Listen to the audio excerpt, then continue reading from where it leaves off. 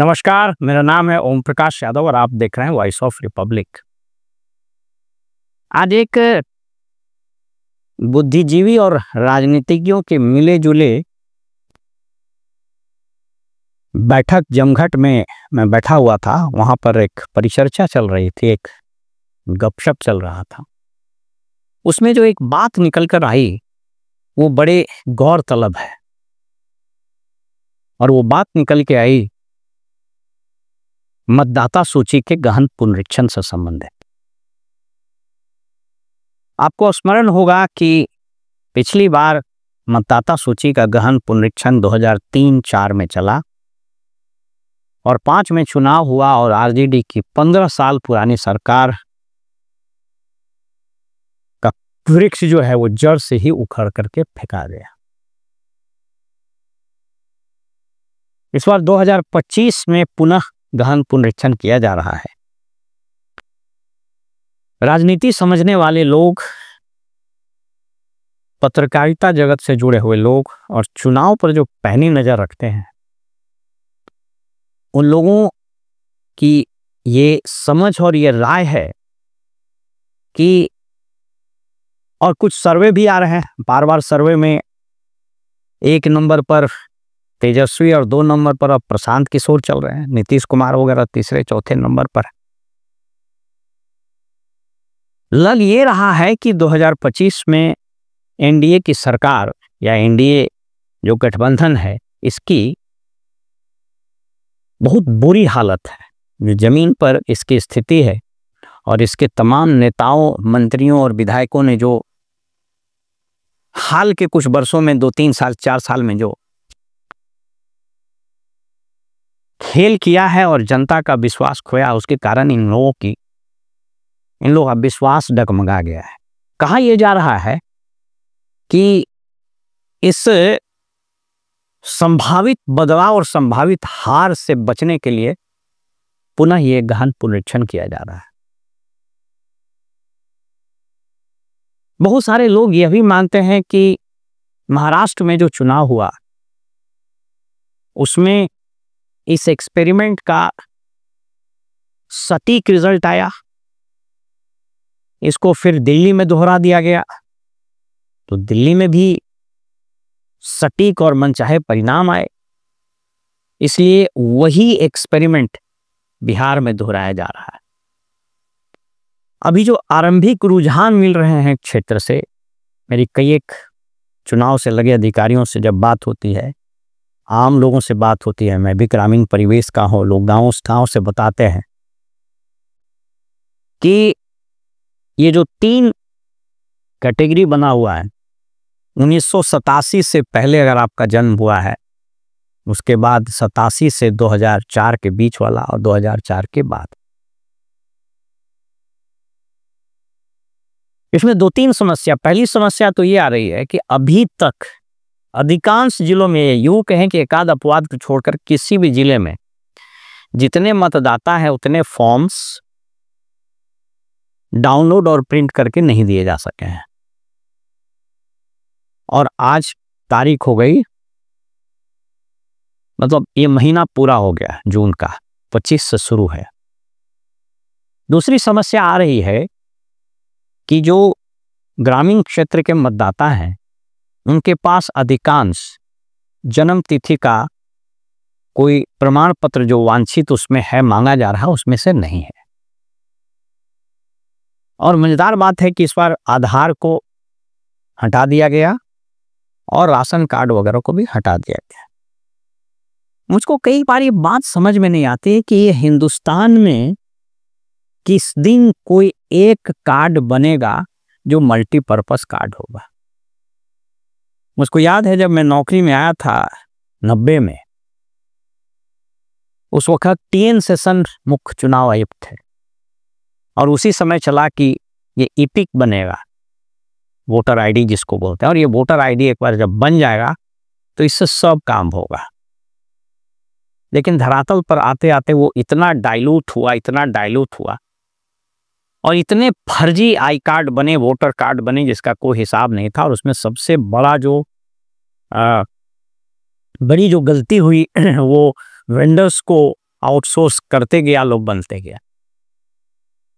उसके बाद नंदन नीलेकनी आए और राजीव गांधी का टेक्नोलॉजी मिशन, सैम पित्रोदा, इन लोगों ने मिलकर कहा कि साहब हम लोग इस देश में एक आधार कार्ड बनाएंगे, यूनिक आईडी, UAID। और एक बार अगर आधार कार्ड बन गया तो फिर आपकी सारी समस्या खत्म, आपको एक ही कार्ड बनाना है। अब ये जो इलेक्टोरल रोल का इंटेंसिव रिवीजन, इसमें कहा जा रहा है कुछ आधार का कोई मतलब नहीं। तो भाई आधार बनाया क्यों गया था? फर्जी आधार बने कैसे? फर्जी आधार बने तो उसको रोकने के क्यों नहीं उपाय हुए? बहरहाल तो मैं बताना ये चाह रहा था कि दूसरी समस्या तो ये आ रही है कि लोगों के पास अपने मतदाता होने का जो वांछित मांगा जा रहा है डॉक्यूमेंट, उसमें से अधिकांश लोगों के पास नहीं है। तीसरी समस्या ये हो रही है कि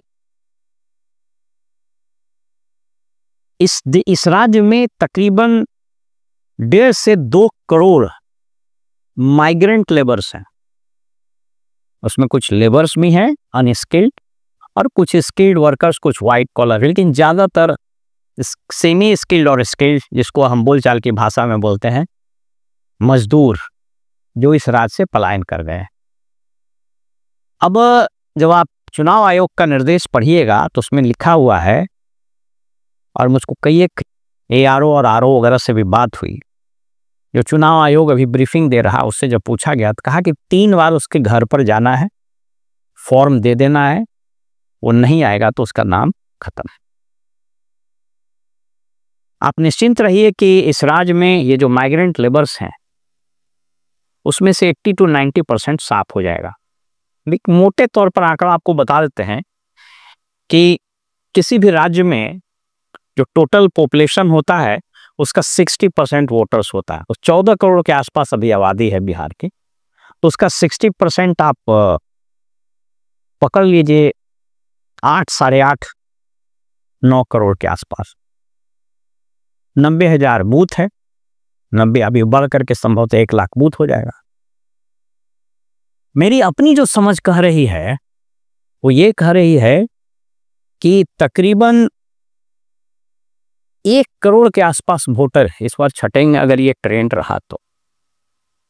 तीसरी समस्या के बारे में हम बता रहे थे, ये बता रहे थे कि 2003-4 में जो इंटेंसिव रिवीजन हुआ था उसमें अगर मुझे ठीक से याद है तो करीब करीब 6 से 7 महीना, 8 महीना लगा।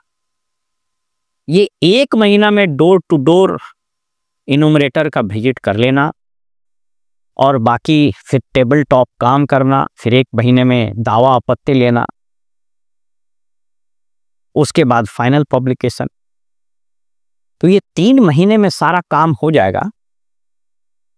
ये अविश्वसनीय लगता है। और अगर जबरदस्ती चुनाव आयोग ने करा लिया तो आप बिल्कुल निश्चिंत रहिए कि वैसे वोटर्स छूटेंगे जो गरीब तबके के हैं, जो कम पढ़े लिखे हैं, जो माइग्रेंट हैं और जो ज़्यादा उम्र के हैं। और ये एक इत्तेफाक कहें या एक दुर्भाग्यपूर्ण संजोग कहें एनडीए के विपक्षी दलों का, कि उनके मेजर वोट बैंक यही है। सबसे बड़ी चुनौती विपक्षी दलों में अन्य लोगों के अतिरिक्त प्रशांत किशोर की भी होगी, क्योंकि प्रशांत किशोर का एक बहुत बड़ा सपोर्टर माइग्रेंट लेबर्स हैं। अब मुझको ये नहीं पता है, मैं नहीं बता सकता हूं कि जो माइग्रेंट लेबर्स पलायन की समस्या को प्रशांत किशोर ने जिस खूबसूरती से उठाया और धीरे धीरे धीरे ये मेन स्ट्रीम पॉलिटिक्स में आ गया है बिहार में। अब सब लोग बात करने लगे हैं इसकी, अन्यथा कोई इसकी बात ही नहीं करता था। नीतीश जी वगैरह तो बड़ा आह्लादित होते थे कि बिहार का मजदूर नहीं जाएगा तो दिल्ली का काम बंद हो जाएगा। तो कहीं ऐसा तो नहीं है कि जब ये मेन स्ट्रीम पॉलिटिक्स में आने लगा और बीजेपी या एनडीए को लगा कि साहब ये जो 1.5 करोड़ का वोटर है ये तो हमसे छिटक जाएगा, तो उसके लिए कहीं एक वेल कंसीव्ड प्लान तो नहीं है। अब ये किसी लेवल पर प्लानिंग हुई या नहीं हुई है मैं नहीं बता सकता हूँ, इतने बड़े स्रोत मेरे पास नहीं हैं। लेकिन पूरे सिचुएशन को एनालाइज करने से लगता है कि जो बुजुर्ग वोटर्स है जो अनपढ़ वोटर्स हैं, जो माइग्रेंट लेबर्स हैं, और जो अभी एक दुर्भाग्यपूर्ण सत्य है कि शेड्यूल कास्ट, शेड्यूल ट्राइब तो यहाँ बहुत कम है, कि बड़ी आबादी, बैकवर्ड्स की बड़ी आबादी कम पढ़ी लिखी है, खास करके ग्रामीण क्षेत्र में। तो अगर ये 1 से 1.5 करोड़ वोटर अगर छट जाए तो किसी को आश्चर्य नहीं होना चाहिए। लेकिन ये चीज आज हम आपको बता देते हैं कि इस टाइम फ्रेम में सही तरीके से इंटेंसिव रिवीजन होना ऑलमोस्ट इम्पॉसिबल है। ऑलमोस्ट, या मैं यूं कहूं कि नेक्स्ट टू इम्पॉसिबल है। मैं आज इस वीडियो के माध्यम से एक एप्रीहेंशन भी चुनाव आयोग और सरकार को बता देना चाह रहा हूं।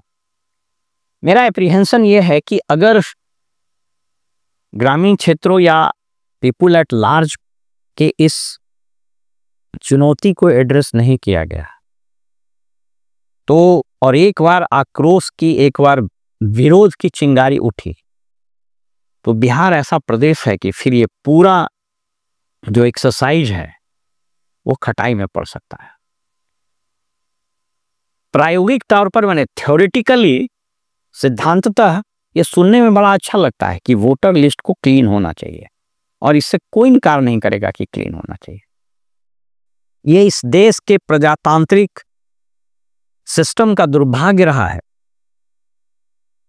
कि आजाद हुए 75 साल,